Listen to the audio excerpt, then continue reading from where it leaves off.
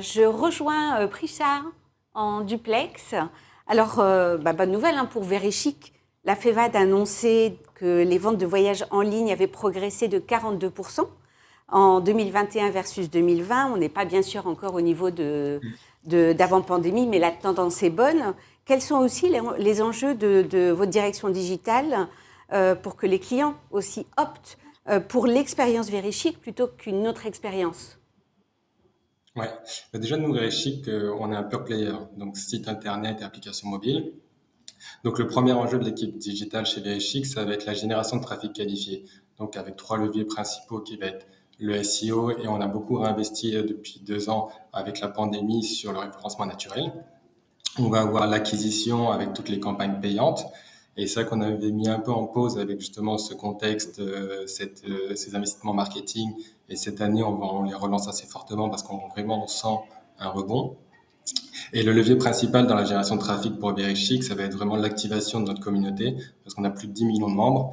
Et comme on a un site de vente privée, on a une pression marketing qui est assez importante. Donc c'est vraiment ça notre premier levier de génération de trafic.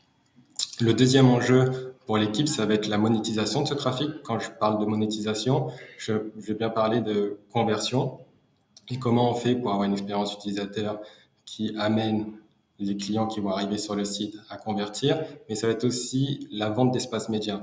En fait, on va avoir des partenariats avec des compagnies aériennes ou des offices de tourisme et on va leur vendre des espaces publicitaires sur le site parce que, bien sûr, avec tout le trafic, on est un pure player et en fait, on va essayer de maximiser la valeur du trafic qu'on ramène sur le site.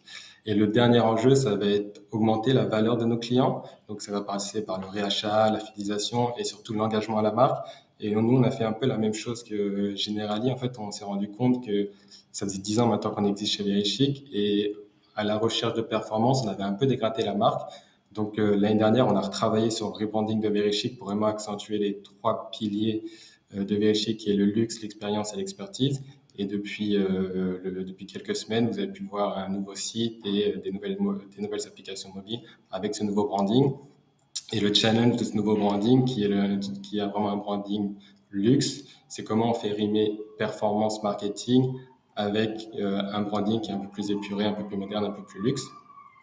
Et le dernier challenge qu'on va avoir, ça va être de comment, avec ces nouvelles interfaces, personnaliser l'expérience multicanale, que ce soit dans les communications, que ce soit sur le site ou sur les apps.